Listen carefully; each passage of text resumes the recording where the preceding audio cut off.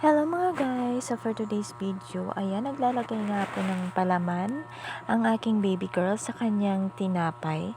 Ayan, dahil nagutom po siya.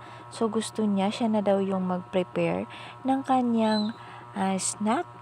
Ayan, ang palaman po niya ay cheese whiz. Ayan, o diba? Sipag-sipag. Ang galing-galing naman ng aking baby girl.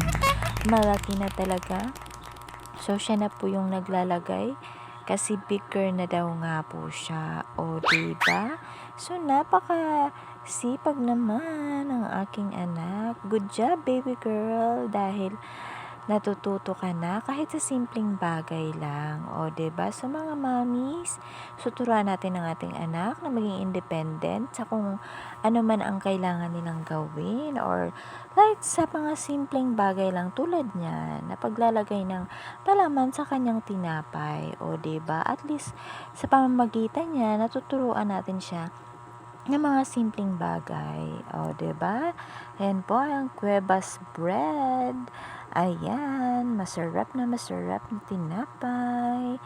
Okay, so yun lamang po guys. So don't forget to follow, like, comment, and share my video. Ayan, tuwang-tuwa na nga siya guys. O, diba? Ang galing. So lamang po guys. Maraming salamat po.